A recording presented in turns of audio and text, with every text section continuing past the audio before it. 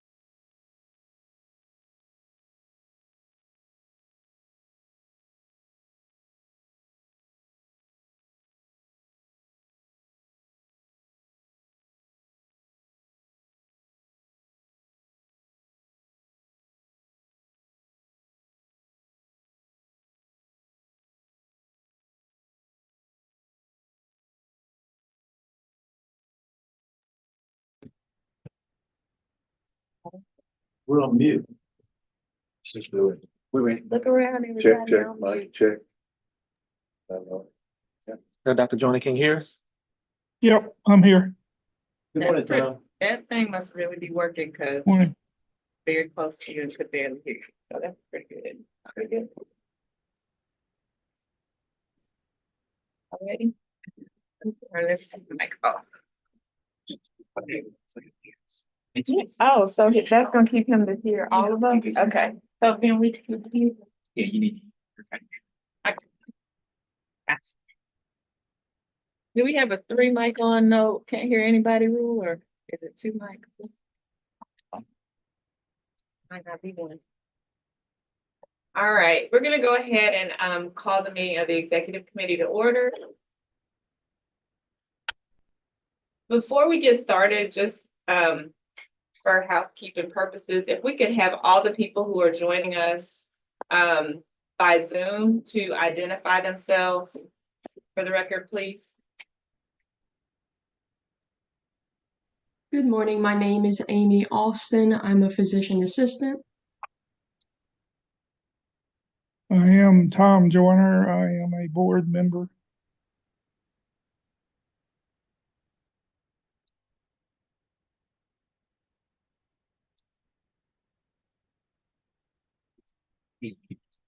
Mr. Dale, it looks like you're muted.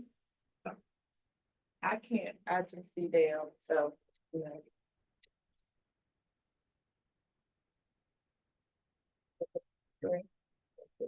Dr. Dale, we can't hear you. You need to unmute. Unmute. There. Okay. I'm Robert Dale from Tupelo. All right, thank you. Anybody else joining via Zoom? You don't have anybody else there? My collaborating physician is planning to join from Zoom. And I just wanted to let you know his name is Dr. Adrian Debrescu.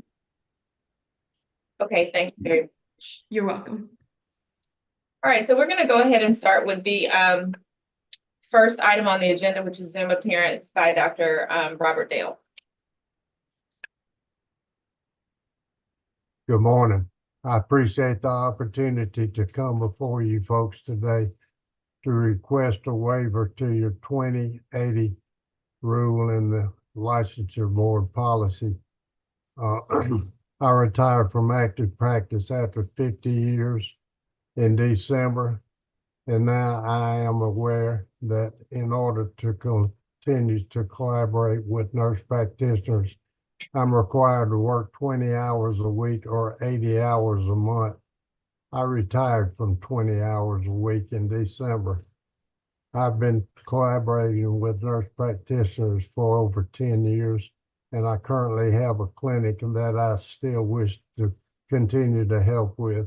I've been with them almost 9 years. In January, it will be 9 years. I know those people. They do good work.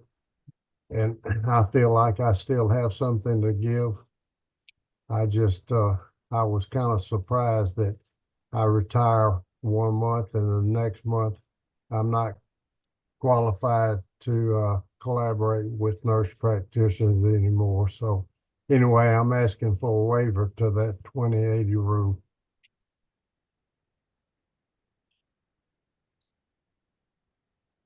So Dr. Dale, can you just give a little bit about your background? I know you said you practiced and retired, but what kind of services are being performed at the clinic where you work? And what exactly is your intention to, or the level of involvement that you intend going forward?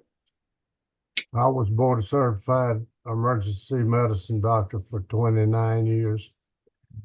Got older, had a stroke, and gave it up. I transitioned to primary care over 10 years ago, working with the Delta Health Alliance, helping them to administrate a $15 million Delta Blues grant. And Dr. Tom Joyner, if you'll remember, you served on our steering committee at that time.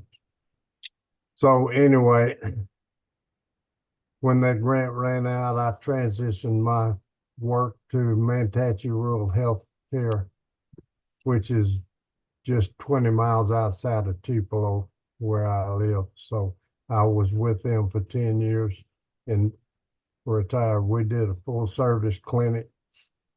We saw all patients. I had an active practice there, and I collaborated with 4 nurse practitioners there on site, as well as the Express Care West Clinic that I would like to continue with here in Tupelo. Did that answer what you wanted?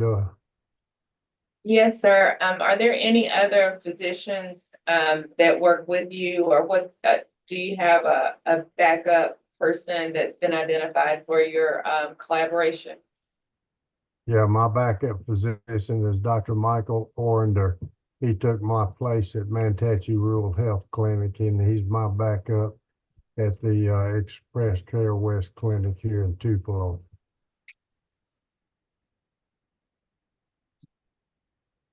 Can you have any questions? So is the doctor you mentioned, is he the backup collaborator on the nursing protocol? The nurse He practitioner? is, yes. And do these nurse practitioners, do they do any procedures or what is primary care? Are they all like family nurse practitioners or what? The nurse practitioners, when I was at Manatee, did nothing more than minor wart removal, freezing warts, and maybe a minor I&D for a small abscess. They did not do any major procedure, nor do they do those at Express Care West at this time.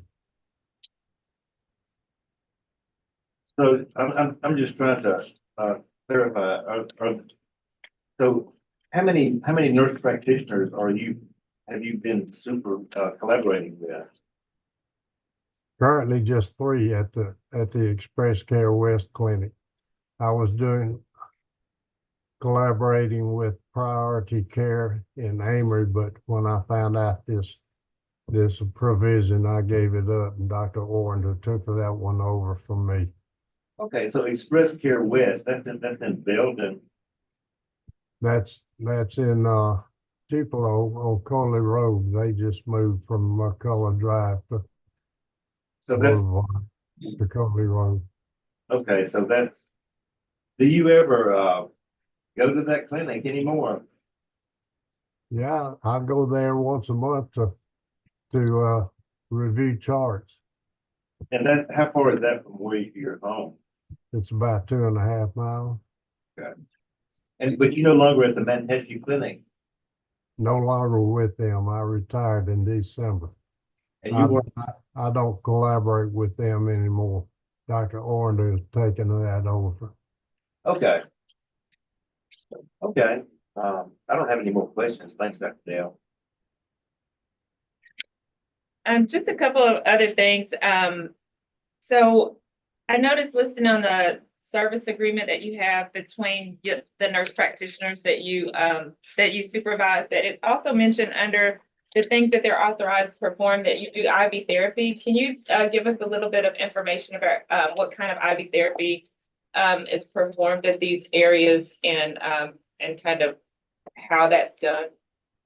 Basically, at Express Care West, they're equipped to give IV rehydration for folks that come in dehydrated, but they don't give any medication unless they call me and ask me if somebody might need an IV with some Solu-Medrol for asthma or something like that. But I cannot even recall in 9 years that they called me for that. But they do give IV rehydration.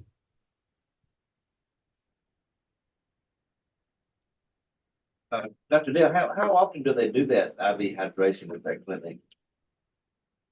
Not often at all. I don't recall the last time they called me about it. Usually in the summer, in the heat of the summer, but I don't think they've even done it at all this summer. It's not a common thing Thank you. that they do. Hey, Dr. Dale, this is Tom Joyner. How are you doing? Good to see you. Good to see you, Dr. Joyner. I hope you're doing okay. Doing good. One of the things that keeps you up to date is actually seeing patients. And since you retired, have you seen any patients since you retired? I volunteer at the Indigent Tree of Life Clinic here. I've done that 2 or 3 times and plan to continue. Okay. Are you planning on seeing any patients other than that? I'm not planning to. Okay. How about your CME? Are you planning on keeping that up to date? You know, it's kind of expensive when you get into that. I stay up to date. I attend the Outcomes Conference here put on by North Mississippi Medical Center every August. I've attended that the last several years, just got through with it this past month. And that includes 5 hours of prescription every year. It satisfies that. And it's over 20 hours. I think it was 22 and a half hours this year. I attend the quarterly State Medical Association meetings up here. Okay, very good. I like your wall back there. It's Well, thank you. pretty interesting. I don't have any further questions. All right. Anything else? Tim, did you have anything that you wanted to? All right. Okay, so, Paul, did you have something? I saw you light up. Ma'am, just one thing. I'm Paul Barnes, doctor. When the nurse practitioners do IV therapy, I mean, the nurse practitioners are the ones that do the examination to determine the need. It's not an RN. It's a nurse practitioner, correct? That's correct. They oversee it. The RN might start an IV, Thank you. but they check vital signs routinely and so forth. So, Thank you. All right. No further questions from you? All right, so, is there a motion? Is there a motion? I make a motion that, we, vote to decide whether to go into executive session on this matter. Affecting the license of a. I'll second the motion. You're my- It's- It's been moved it's been moved and seconded that, we close the meeting to consider whether to go into executive session. Any further discussion on that? All in favor? Ah, All right.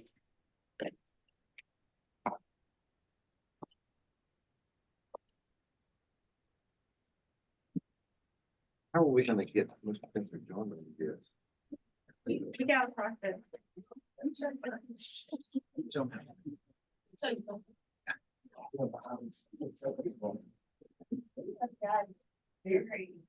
So I'd like to ask a question. Will you email me this? Yeah, it should be online. It should be. It should be open. I'm sorry? Oh, okay.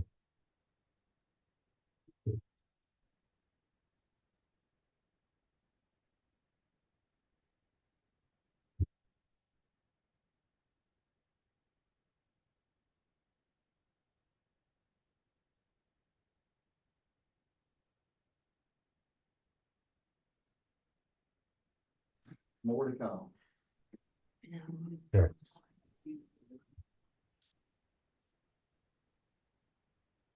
Alright, so Thank you, sir. once we get Tom, are you here? Not yet? Once we get Tom in, I'll need a motion. Who did it, man? I don't know.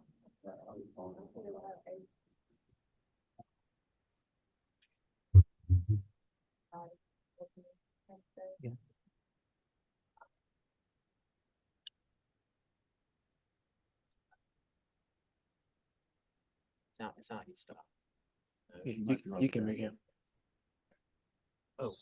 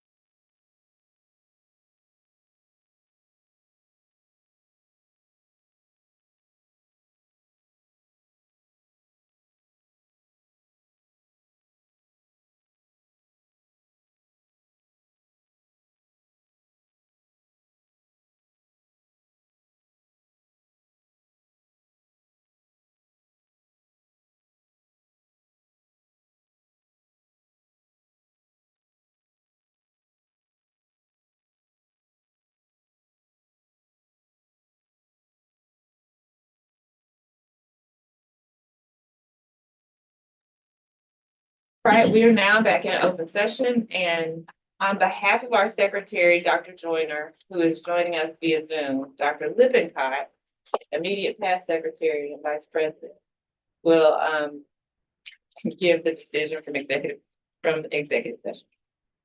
Thank you, Dr. Owens. The executive committee has voted to approve the exception to the 20/80 hour rule for a period of 2 years, at which time Dr. Dale can return to the executive committee to request an extension of the exception. Okay, Can you pin him?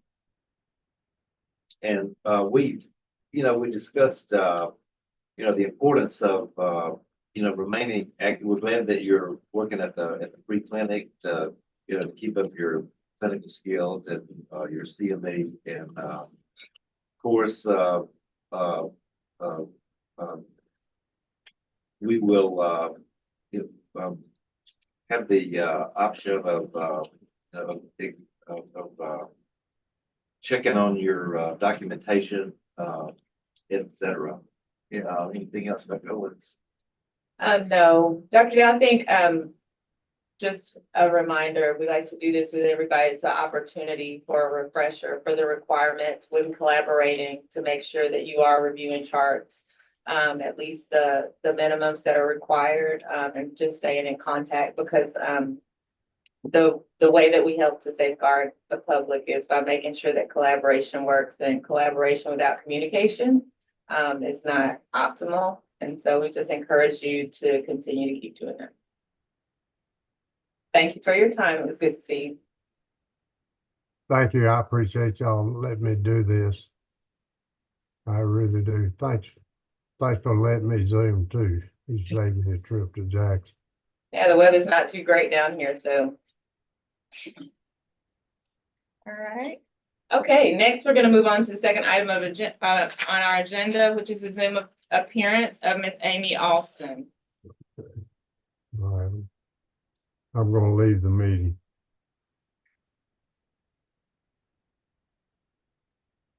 Miss Alston and friends. Hello, how you doing? I'm Dr. Adrian Dobresko. This is Amy. Did you introduce yourself yet? Yeah, so I have a practice in Biloxi, Mississippi. I'm a board certified dermatologist. Amy's a PA, and after the hurricane, I consolidated some offices. So I think right now I fall maybe 5 miles or 10 miles short of the 70-mile distance from my other office. So I guess I'm asking for a exception so that I can practice at one office, and she can be there by herself certain afternoons or mornings. Ms. Alston, can you just provide for the record a summary of your training and your experience? Yes, ma'am. So I've been training with Dr. Dobresko for the last 3 months. It's been hands-on training, seeing patients, collaborating with him. We've been working in our Metairie office. He oversees some of the notes that I'm working on for him. He's also given me guidance for certain procedures. I've also been doing some online reading and trying to gain more knowledge as I'm learning about dermatology. But she's been a PA for 2 years and has been practicing in OBGYN before she switched to dermatology. Why ever would you want to leave OBGYN and do dermatology? We have a lot of genitalia dermatology, so it's all good. Okay. So you've been, where did you complete your training? For myself or Dr. Dobresko? For you. So I did my training at the University of South Alabama in Mobile. Gotcha. All right. Any questions? No. So, Ms. Alston, what type of procedures do you do?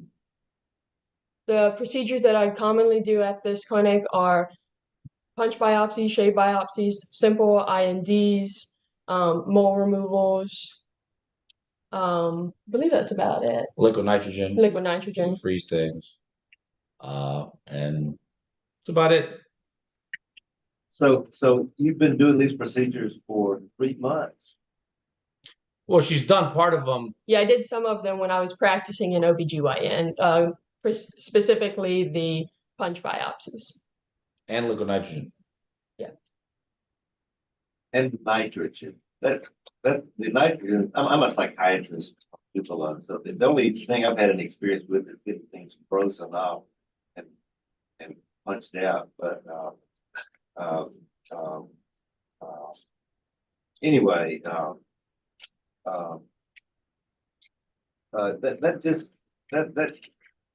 I would think, that you would need a little bit more experience than that to be doing such procedures, but, like I said, I'm just a psychiatrist. Well, she's been doing biopsies for since she got out of training, before she got to dermatology, but well, you know, like a shave or a punch biopsy, I mean, is I think it's a pretty routine procedure that PAs do. Okay, Can you Okay. tell me a little bit about the volume of this clinic? You said you had consolidated, and so, what is the expected volume? Like, for example, about how many patients do you expect that she'll be seeing? Probably like 25 patients a day, about that.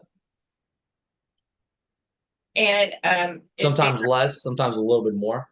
is there a cosmetic component to your practice at this location? There is, but she doesn't do that. I do.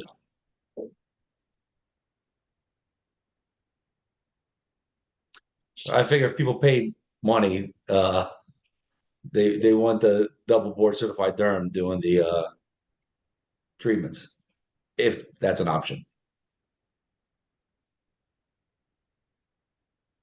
Now this is Tom Joyner. You have another clinic, I think, somewhere in Louisiana, like it sounds to me like the North Shore concentrate. Is that Yeah. correct? I have 2 locations. I have one in Louisiana. I have one in Metairie, Louisiana, and one in New Orleans, in Orleans Parish, Orleans, Louisiana.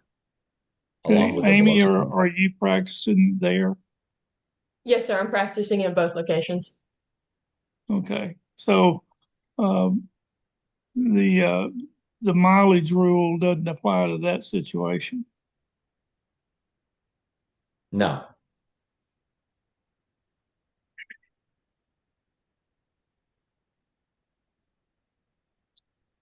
And this request is just for clarification, the request is for her to be situated at the Biloxi location, is that correct?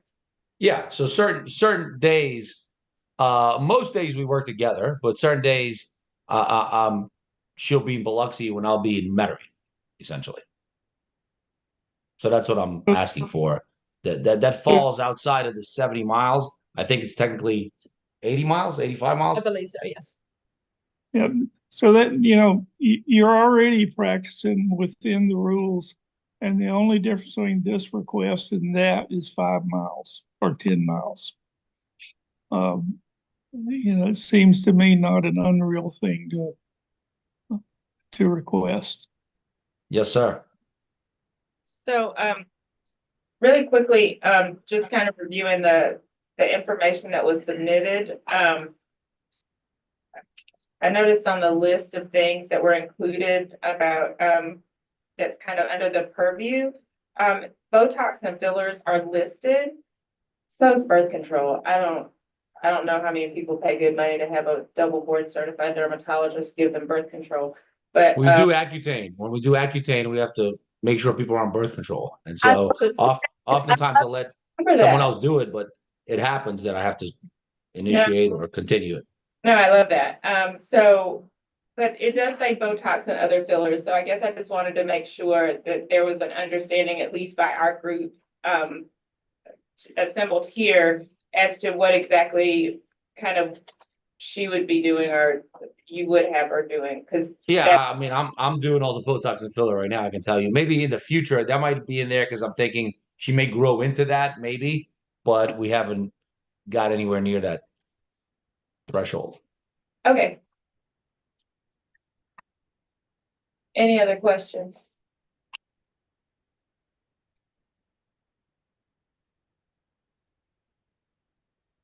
Hearing none, I'll entertain a motion. Uh, I make a motion, that we approve the exception to the, mileage requirement. I will second that as we already have an approval for a practice. And it would be kind of unreal to say across the street you can't practice. So I would, second that. We do have a shortage of dermatology and dermatologic services within the state as well. So I think allowing people to have access to that care is important. I say that as a mother of a 13-year-old child who is growing into his adolescent phase right now. Yeah, and frankly, she does. I mean, in the plan going forward, she does like essentially 100% medical dermatology, which is, you know, skin cancer screenings, acne, that kind of stuff that people kind of have a hard time finding access for. Yeah, absolutely. All right, so it's been moved and seconded that that we approve the request. Any further discussion on this issue? Hearing none, all in favor? Tom? Okay. Aye. Aye. All right, so the waiver is approved. Thank you. Thank you guys for being with us. Appreciate You're it. welcome. Thank you. Thank you for your time. Thank you for time. Have a good one. All right. I think that moves us to, and we have our update, the King Cleveland update. All right.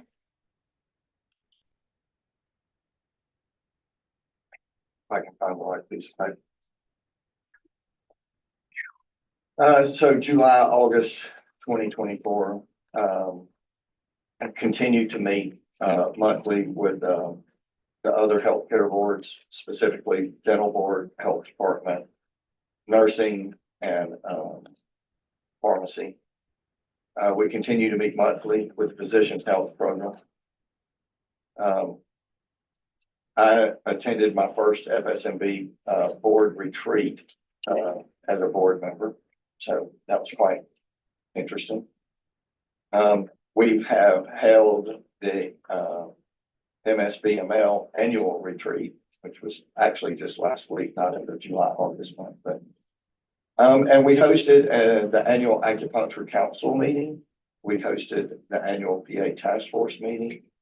And I continue to meet with legislatures and to promote the updates to the Medical Practice Act.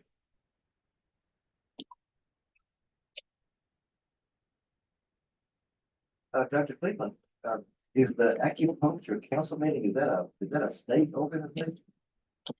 So we license acupuncturists also, and it's part of the requirements of the Acupuncturist Practice Act that we have a meeting with them once a year.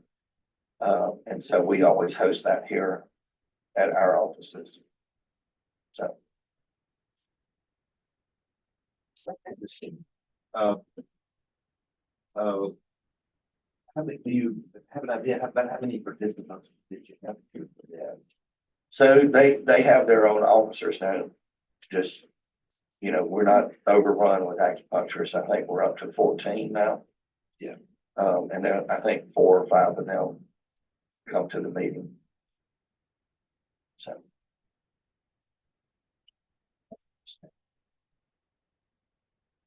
It is a very interesting meeting for sure. Could you tell us a little bit about the FSMB board retreat? So when you become a member of the board of directors for the Federation of State Medical Boards, their annual retreat is at the discretion of the new chair. And the chair this year had picked Jackson Hole, which was very nice. And so they pay for you and your spouse to go. And so your spouse gets to be a +1 and enjoy all the amenities while you sit in a room and do board meetings all day. So it was a nice trip.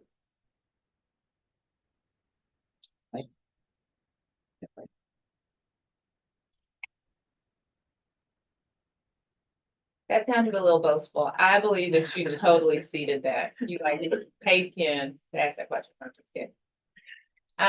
But we are at least appreciative of our representation that we have from the Mississippi delegation on the national level with the Federation. We've got more people active now than we've had in a very long time. So that's really good because now they know who we are. And it's good to have that representation. It matters. All right. So that being said, I think that brings us to the end of the executive committee agenda. Any other comments, questions? Hearing none, we will adjourn this meeting of the executive committee and we'll convene the meeting of the full board scheduled at 10 o'clock.